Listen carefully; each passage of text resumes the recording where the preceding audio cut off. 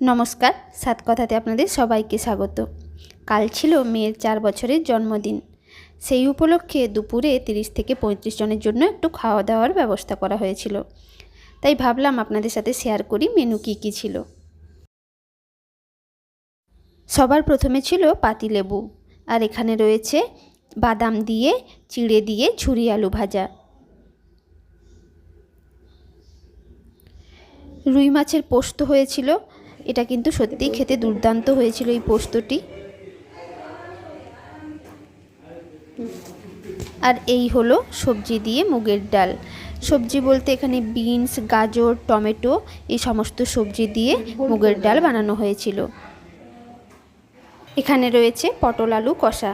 পটল আলু কষাটা একটু অন্ধকারে থাকার জন্য ভিডিওটা ভালো আসেনি, আপনাদেরকে দূর থেকে দেখিয়ে দিচ্ছি। এই যে দেখুন, এখানে রয়েছে চিকেন কারি। ওপরে যে কালো কালো অংশটা লাগছে, আসলে ওখানে গরম মশলা গুঁড়ো ছড়ানো আছে, ভালো করে এখনও মিক্স করা হয়নি, তাই কালো কালো লাগছে। আর এই যে চাটনি, এটা আমসত্ত্ব, খেজুর আর টমেটোর মিক্স চাটনি। একজন নিরামিষ খেয়েছিল, তাই তার জন্য ফুলকপি আলু কষা বানানো হয়েছিল।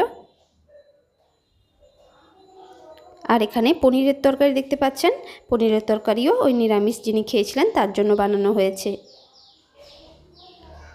আর জন্মদিন মানে তো পায়েস মাস্ট। এই হলো আমার মায়ের হাতের বানানো পায়েস।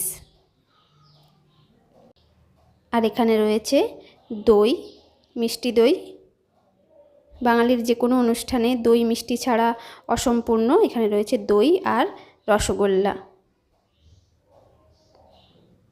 আর এই যে শেষ পাতে রয়েছে পাঁপড় ভাজা।